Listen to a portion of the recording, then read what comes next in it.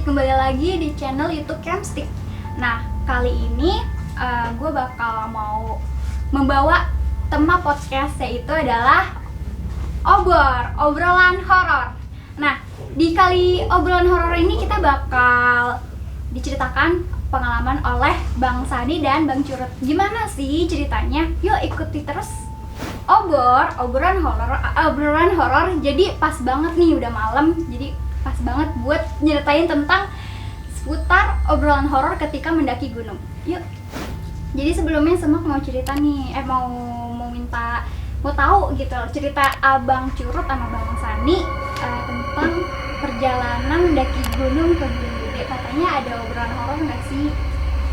Itu gimana? Ada? Ya, di waktu itu awalnya kita naik bersembilan ya. Jam 9 malam? Bersembilan. Oh, bersembilan. Kadang-kadang kalau orang-orang sebelum kita naik, kalau bisa naik jangan ganjil. Oh gitu. Nah, jadi kalau bisa genap. Kalau zaman sekarang meskipun naik ganjil, kalau bisa bawa trekking pole biar bisa jadi genap. Oh gitu. Waktu itu sih belum lama kita jalan ya. Waktu itu bersembilan itu kita karena udah kemalaman kita ngecamp. Bukan ngecamp sih, dia ada di pos 1 itu. Oh, di pos 1. Jalur Putri. Di situ biasalah habis naik kongko ngobrol-ngobrol. Terus ada yang bawa sisa ya waktu itu ya. Kita sisa habis itu tidur, masing-masing sibuk dengan sleeping bag-nya. Iya. Cuma belum 5 menit itu si pendopo itu diguncang-guncang. Sebelumnya ada suara tuh, ada suara burung hantu. Iya. Di atas genteng. Burung hantu dong.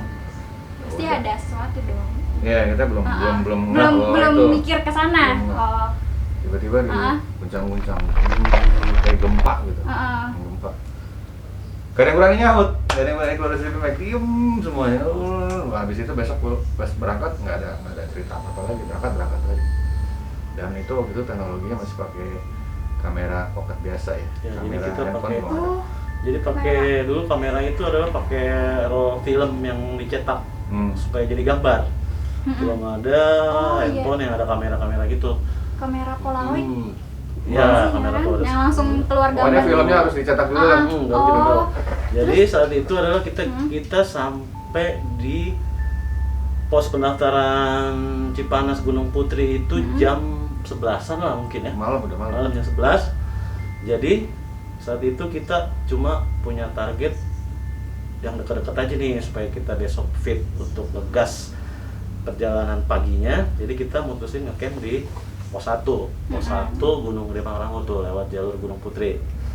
Saat itu ketika sampai di pos segala macamnya kita langsung istirahat, kita foto makan, terus itu di jam berapa tuh Bang? Itu jam 11. Oh, jam 11 malam?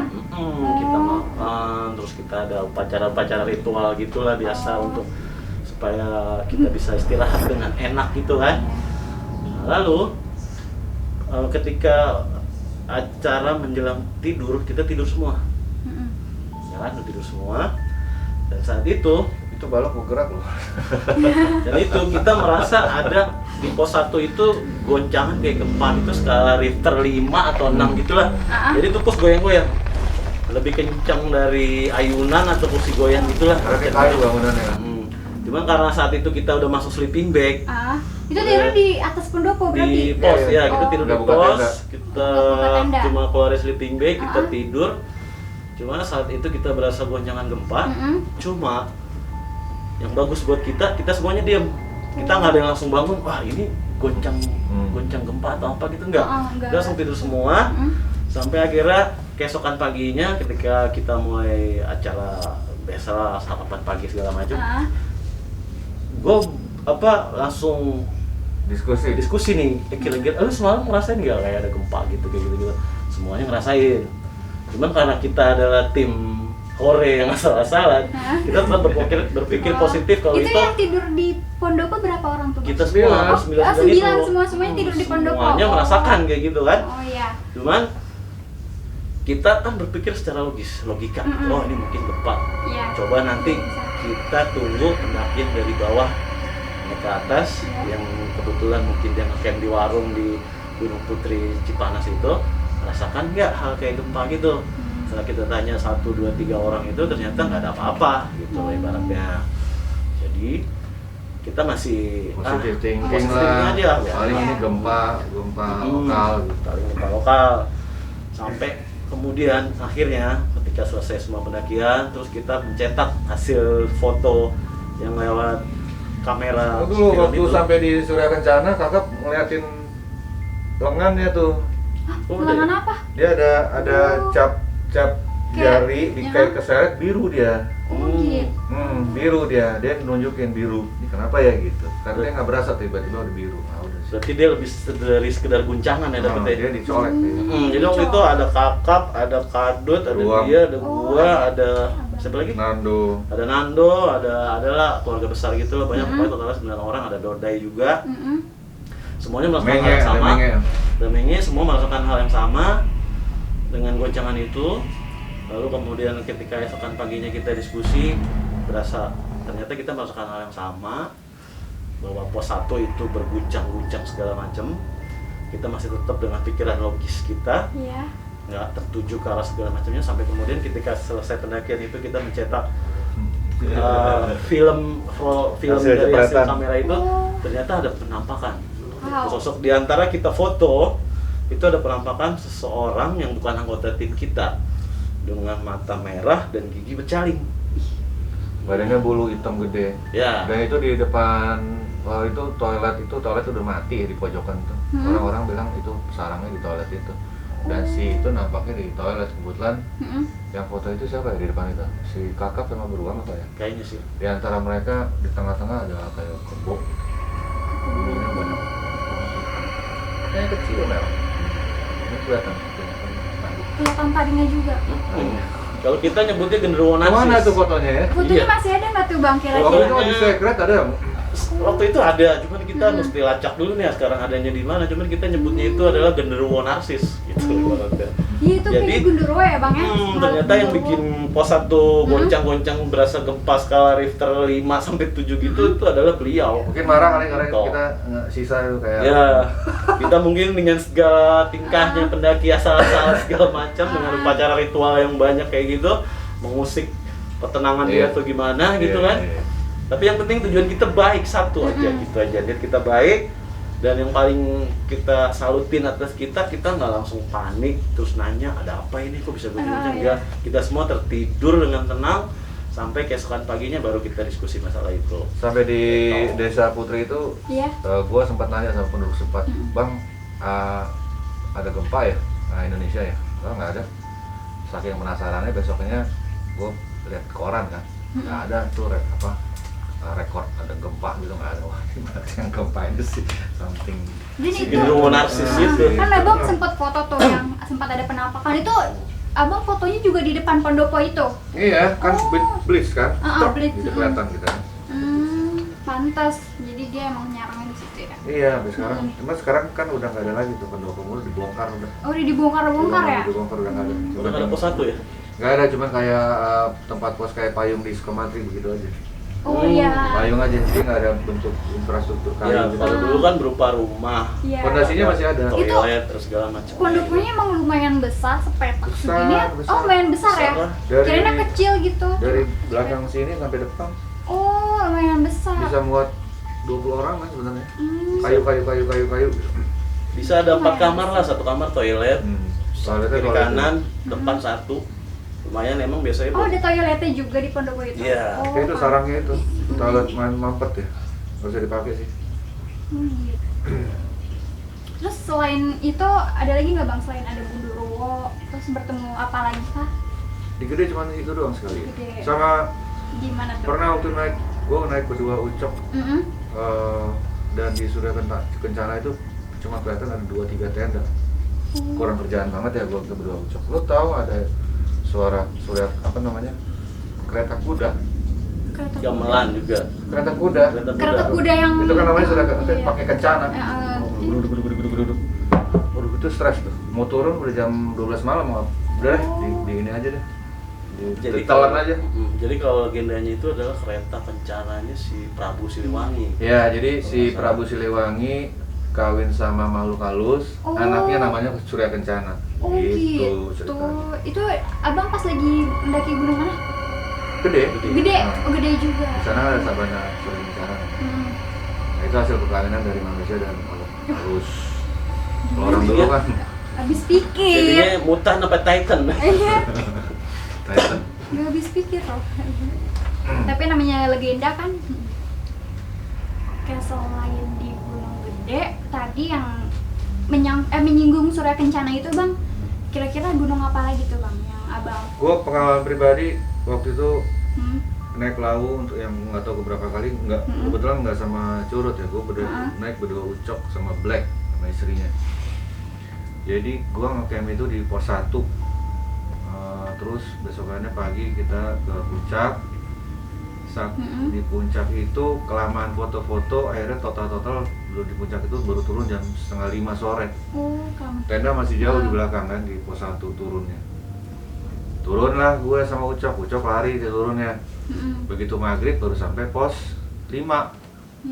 Ternyata setelah gue cek di tas gue nggak bawa headlamp. Jadi malam sebelumnya waktu di pos 1, karena kita dapat oleh-oleh dari Budi, anak lokal, dapat ciu itu, kita minum-minum tuh di berdua Ucok tuh malam pos 1. Tiba-tiba di atas itu ada serigala bukan, orang bukan, apalagi anjing kan di ketinggian segitu, ada orang kayak muntah gitu. Keduanya. Suara berarti ya? Suara, Cok itu apaan Cok? Oh gitu. Ucok nggak boleh keluar, gue juga nggak boleh keluar. Udah Cok, kita berhenti minum, tidur yuk. Dah. Besoknya cerita sama si Black, teman kawan kita juga. Kalau Black bilang itu cewek, enggak itu cowok, gue bilang. Udah, singkat cerita begitu turun itu gue lupa bawa headlamp, ketinggalan pula sama Ucok. Jadi sepanjang jalur dari pos 5 sampai pos 1, gue nggak pakai lampu. Gelap banget. Gelap banget tuh, meraba-raba. Ngandelin lampu handphone nggak dapet tuh jalurnya. Dan suara itu nongol lagi di belakang gue. Setelah lewat pos 3, akhirnya gue dikejar-kejar. Akhirnya gue turunnya tuh sumpah hutan, nggak mau nengok dong, gitu. Sampai di pos 1, si Ucok bilang gini, mukanya lo cemong-cemong Jack. Lo kenapa lo? Lo pakai nanya lagi headlamp gue di tas tuh, gue nggak bawa headlamp. Lo dikejar-kejar suara itu lagi. Iya. Ternyata Ucok di sana juga jadi mungkin diganggu. Diganggu karena kita malam sebelumnya kita minum-minum berdua tuh. Hasil dari si Budi itu. Jadi akhirnya minum begitu sampai di Semarang Kandang, kasih lagi, gue nggak mau deh minum gara-gara ini gue diikutin sama lo. Gue nggak tahu jadinya apa, kalau gue nengok ya gue nggak berani nengok, makanya gue kabur. Cuman kaburnya kan turunan. Guling itu tanah semua dari ujung kepala. Sumpah itu berarti guling dong. Cemong-cemong, nggak ada headlamp. Bisa bayangin berapa pos lagi gue harus lewatin itu, bahasa 3-4 jam gue ngalamin guling-guling itu. Itu tuh dahsyat tuh. Gue tadinya nggak percaya kalau Lawu ada, ternyata penuh banget sih. Jadi jangan sembarangan lah. Kalau mungkin kalau mau pakai yang asik-asik ya dari alam juga gitu. Jangan oplosan minuman. Kayaknya di setiap gunung memang ada sih. Iya. Karena setiap hutan itu adalah kerajaan para dunia makhluk halus gitu. Yang penting niat kita baik sama nggak terlalu dan mengganggu mereka tata aja. jaga kerama. Betul. Karena gue juga punya cerita, nggak usah jauh-jauh aja. Kalau gue pernah ngerasain di Sukamantri dulu, pendidikan dasar angkatan beruang ke bawah gitu lah. Pokoknya panitianya adalah angkatan beruang. Waktu itu kita di lokasi 1164 itu adalah titik tertinggi yang pernah kita jalanin selama pendidikan dasar. Di bawahnya donat, di atasnya donat, atau di atasnya batu kotak. Saat itu ketika di 1164 itu kita ngecamp di situ. Ketika kita ngecamp di situ kan kalau diklat biasa ya kena hujan segala macam gitu-gitu ya. Gue jemur celana lah. Itu di batu kotak. Di 1164. Oh, tingginya 1164. Biasa lah gue jemur celana gue basah segala macam. Terus besok paginya kita flying camp kan, pindah lokasi lagi, kita turun ke bawah. Ketika turun ke bawah, gue baru ingat kalau gue jemur celana di 1164 itu. Akhirnya gue balik, gue ngajak itu angkatan beruang, ada namanya Buncis. Gue berdua ngambil celana gitu, bertiga sama siapa lagi itu gue lupa. Ketika gue ngambil celana itu, dari bawah itu terdengar derap langkah sepatu bot sekitar 5 orang atau 6 orang gitu lah, jadi brok. Sampai si Buncis ngomong sama gue kan, bang, anak-anak nyusul tuh. Gue bilang, oh iya bagus berarti. Gue bilang, tapi ngapain dia nyusul gitu kan. Udah setelah gue dapet celana itu segala macam gini-gini, dan ternyata anak-anak itu nggak pernah nongol, nggak pernah ada gitu. Cuma emang ada suara sepatu boots sekitar 5 atau 6 orang gitu, brok. Singkat cerita, gue turun ke bawah, gue ngobrol sama Kang Ucup Badar. Ucup Badar itu adalah sang pemegang Sukamantri lah dulu, dia yang megang situ. Gue curhat sama dia, Kang, gue di 11 tempat gini, ada suara segala macam. Gue bilang, ya itu. Oke. Jadi setelah cerita dengar dari Bang Sandi tahu, nah sekarang Bang Curut nih yang di Sukamantri. Oh iya, waktu itu di tahun sekitar 2000-an lah. Oh 2000-an. Jadi panitianya itu angkatan di Peluang. Ya, saat itu kita gua ada tuh angkatan Beruang. ada ya? Ada. Bang Sandi ikut. Berarti kejadiannya itu ada di Sukamantri di ketinggian 1164. 1164 itu adalah lokasi tertinggi kita selama di Klatsar selama ini untuk CS, karena itu posisinya berada di atas batu kotak, di atas 1000 batu kotak, di atas 1000 donat, pokoknya paling atas lah.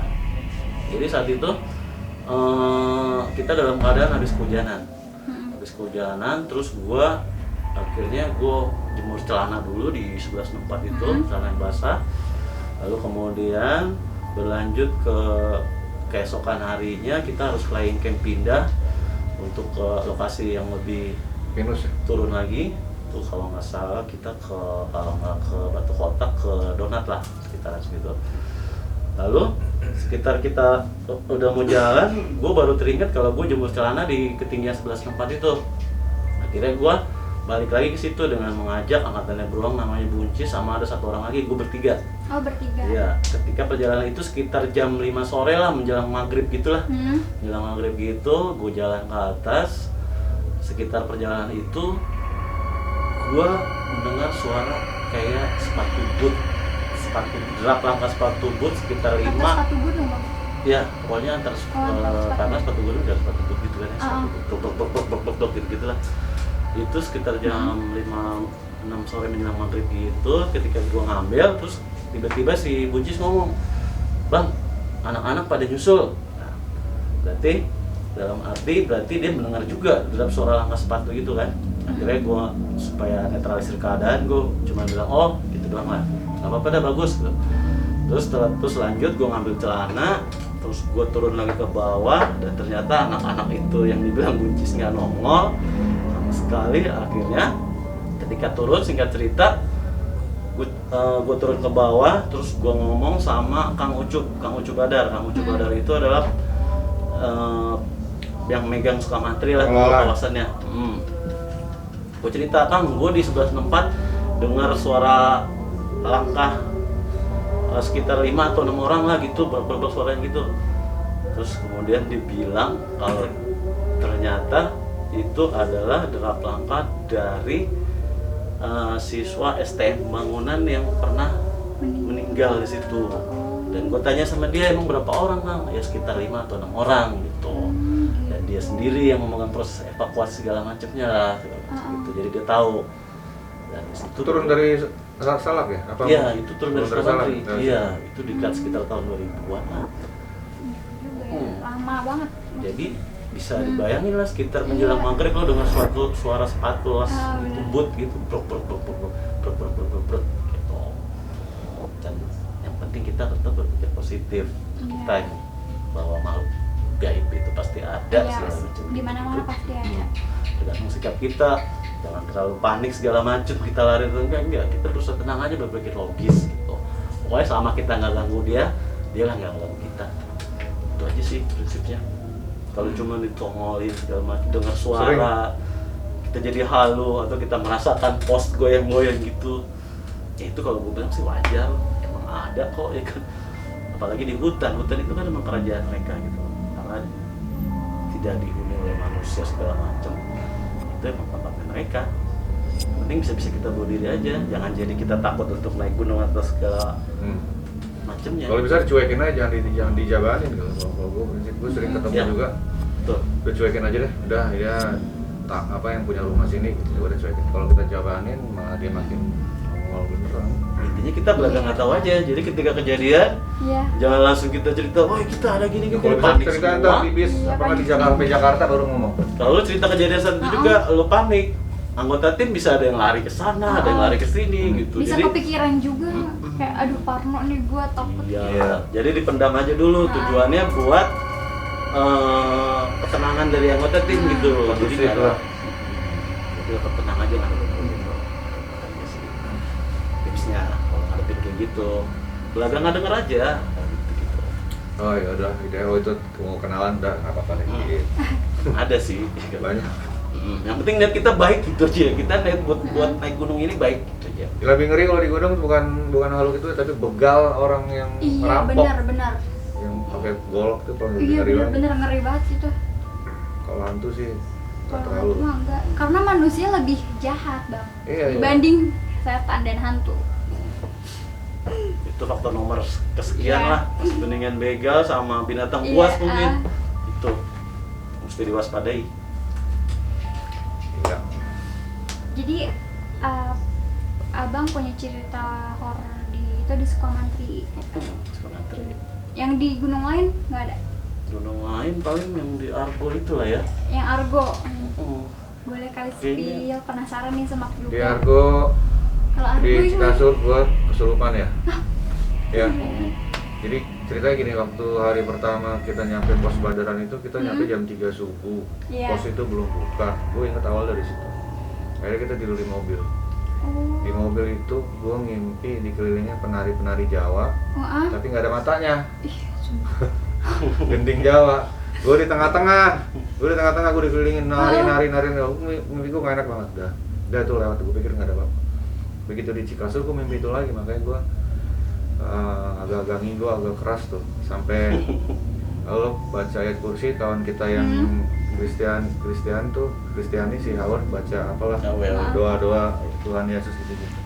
Begitu gue bangun nggak berasa apa-apa, tapi yang gue rasain mimpi yang sama dari pos Badaran. Jadi pas lagi kesurupan itu cuma mimpi doang ya bang? Di dalam Gimana ya, kayak kita mimpi. ditindihin, kita pengen berontak. Tapi kita pengen bangun nggak Iya, bisa. pengen Rep ya namanya rep. Kayak rep-repan gitu nggak sih bisa? Tapi mimpinya sama kayak di pos Badaran. Sebenarnya gue gini, kesalahan gue waktu di Argopuro itu kan gue baca literatur tentang Argopuro, cerita-cerita mistisnya, kerajaan Majapahit perangnya di situ di mana pembantaian orang segala macam. Jadi gue udah parno duluan, aduh, kena di parkiran mobil.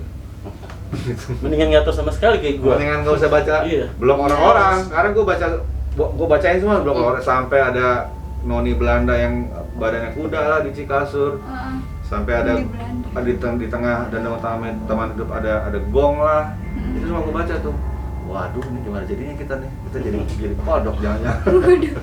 Sama yang di taman hidup ya sekitar jam 5 apa jam 1 Iya, tuh. kita main-main lagi main-main. Jadi dulu itu ada legenda di taman hidup.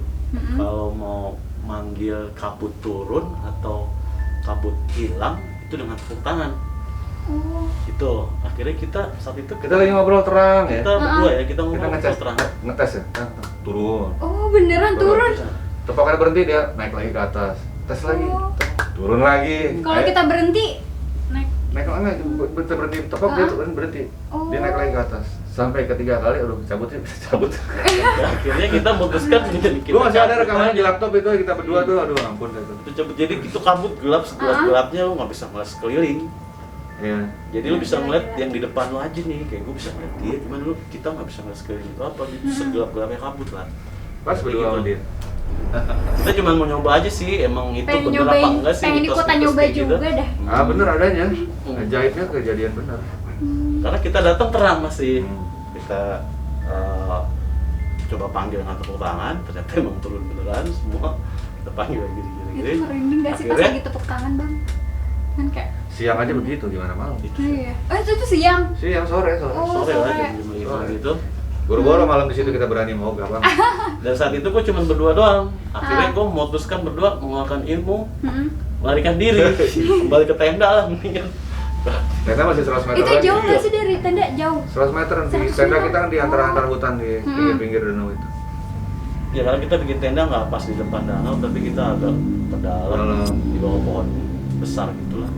Ada tempat. Karena kalau pagi itu 0 derajat dan bisa jadi beku di tenda kita banyak ada SS-nya. Sama kayak Ranu Kumbolo kalau di pinggir danau, pagi-paginya dia menguap kan tuh. Itu 0 derajat, 0,1. Jadi si tendanya ada esnya. Beneran ada es ya Bang? Ada. Di Taman Hidup ada esnya kalau pagi, sama di Ranu Kumbolo juga begitu sama. Padahal baru di Indonesia ya.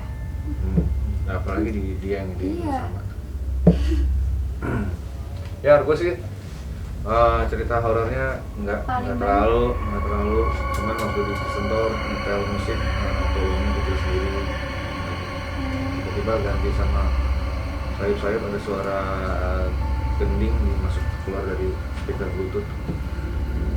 Sebenarnya kalau mencegah hal-hal yang seperti itu rintangannya apa aja sih Bang? Kayak misalnya kita nggak boleh apa gitu. Ikutin aja anjurannya, karena waktu itu kita punya porter orang Baderan sepanjang perjalanan itu dia sedikit-sedikit cerita di sini begini.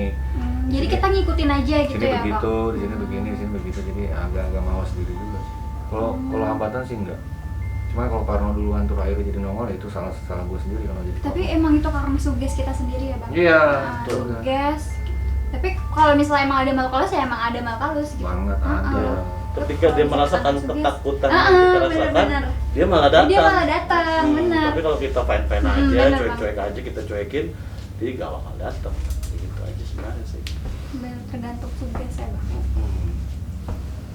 Sama kalau perempuan lagi datang bulan, kalau jangan deh naik Ini gunung. nih yang dipertanyain nih. Jangan deh. Itu kalau Ada cerita di Agung sama di mana. kalau perempuan datang bulan sebenarnya emang nggak boleh naik gunung dong Bang sama sekali. Oh, Berarti harus nunggu berhenti baru naik gunung gitu. Untuk beberapa gunung ada kayak gitu, seperti di Gunung Agung Bali itu aturannya seperti itu. Oh, Kalau di gunung. kalau lagi datang bulan dianjurkan tidak melakukan pendakian gitu.